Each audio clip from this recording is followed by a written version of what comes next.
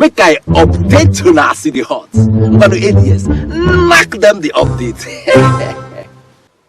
Here, with this level of insecurity in our country, una sure say the 2023 general election go happen as announced by the Independent National Electoral Commission, INEC.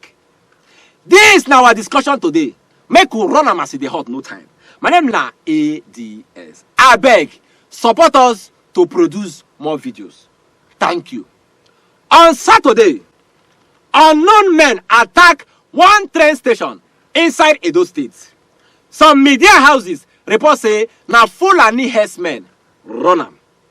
Them kidnap nothing less than 32 people, including a staff of the train station. Some people collect injury as a result of sporadic shooting by these armed men. One thing about our election, I say, Nigerians cannot vote any other place if not the polling units where them register their permanent voters card, PVC. This simple explanation means say Nigerians go travel far and near to cast their votes to elect our new leaders. With this level of insecurity around our transportation ways, how efficient will this 2023 general election be? Make we hear from the presidential candidate of the African Action Congress, where he named now Omoyele Sowore. Oya watch. What has happened to Nigeria over these years is that Nigeria has failed successively in the security area and in other areas too, but mostly in terms of security. And what we found out is that a lot of non-state actors are in control of territory in Nigeria. And we've been in denial about that, and that is why INEC is now coming out openly to say, well, these elections are threatened. That's number one. The second aspect of it is how they also deactivate public interest in elections. You know, when there's always a secret agenda in every election cycle. We'll be hearing stories about plans to have interim government by some persons, very influential members of society. And now INEC is coming out to say, well, elections may not hold as planned, or they might be cancelled because they have security. We've always known that we have security issues. But to have pushed Nigerians to a point where everybody is now ready for elections and you're now a few days, this could be called days to the election, saying, we might get the election postponed or cancelled. It's basically to create confusion and make people lose interest in the election itself. Sowore talk say, na non-state actors, they in charge of our territories inside Nigeria. Him talk say, with the level of insecurity in our country, say people go lose interest in our election. People go prefer to stay inside house than to come outside, come vote. Nobody won't die on election day. Hey, you won't die on election day. According to Sowore, just few days to the election, and INEC don't they consider to postpone election dates because of insecurity. And if this postponement happen, people go lose interest in this election. No cap. As it talk this attack on the train station inside Edo State, where them kidnap 32 passengers and the other people collect injury from bullets. Make we hear wetin security expert Dr. Kabil Adamu get to talk. Oya watch.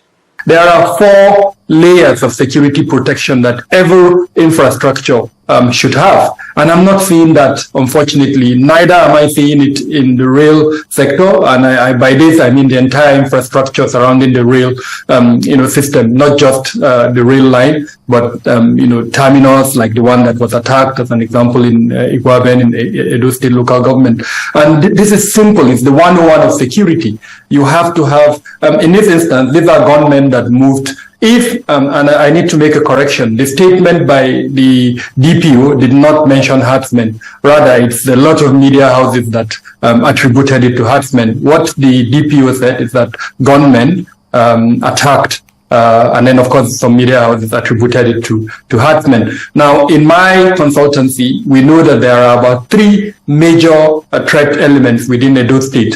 One of them includes the armed herdsmen, which I would rather call armed militia. They may be of an ethnic, affiliation, but I think to avoid stigmatization and profiling, I would rather just call them that. And I think that is what the police did. They did not attribute it. If an investigation confirms that indeed they were herdsmen, and I'm sure the police would mention that. Now, so intelligence appears to have been completely missing in the response. These gunmen, whoever they were, moved from their location, arrived the train terminus, opened fire, abducted the persons they wanted to abduct, and then left with them without any form of resistance. So clearly, the four elements of a good security structure, those four layers, were completely missing. And what are these layers? The ability to detect.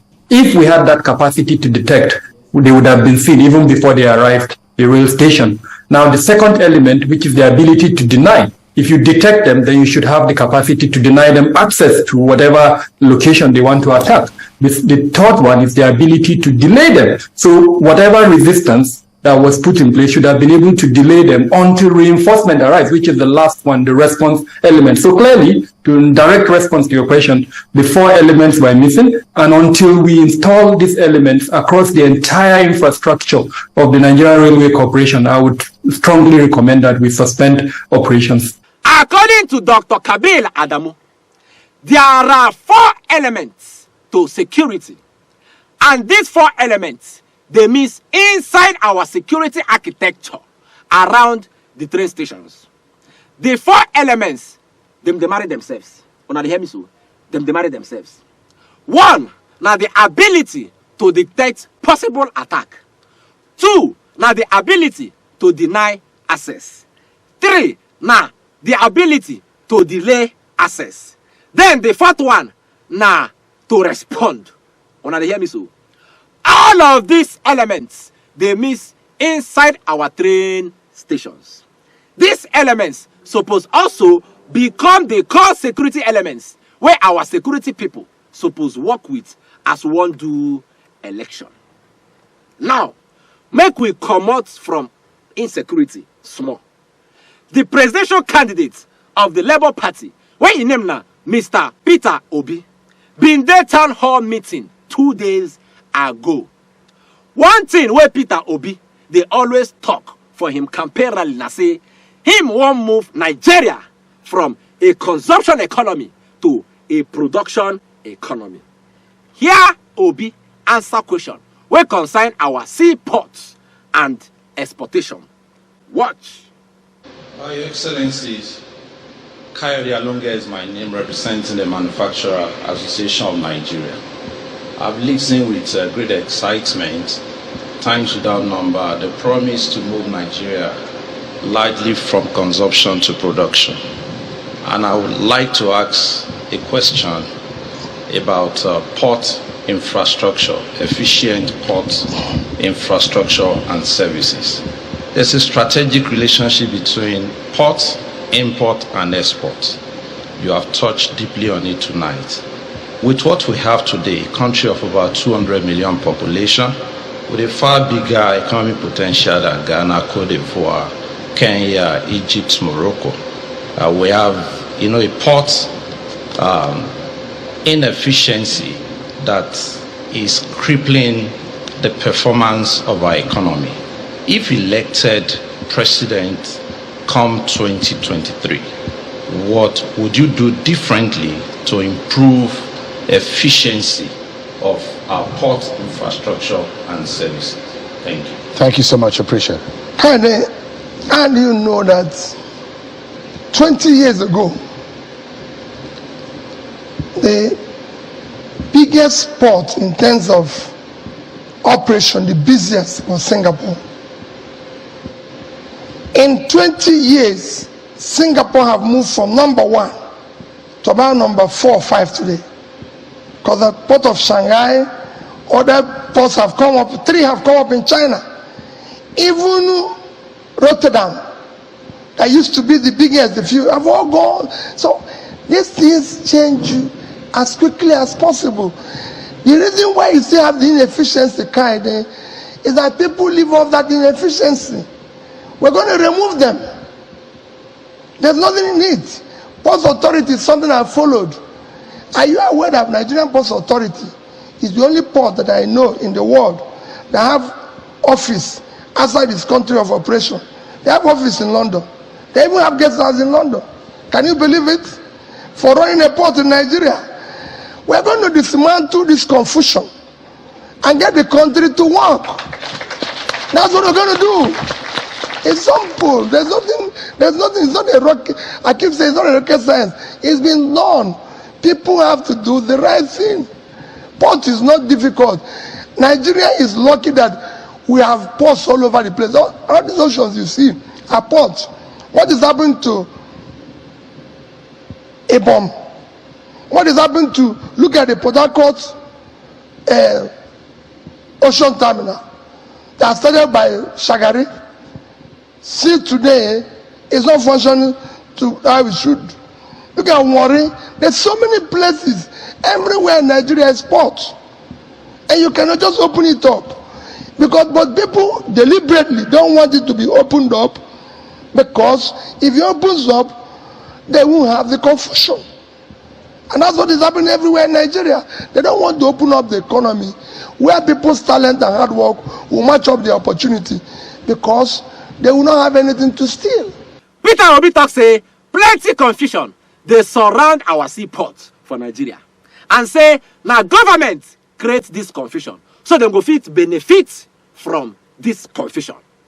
Peter Obi talk say government don't refuse to open up our economy so people hard work and talent go match up with the opportunities created. And the reason, they're very simple. Una want know the reason. Una want know the reason. Them not go see money chop again if they run them.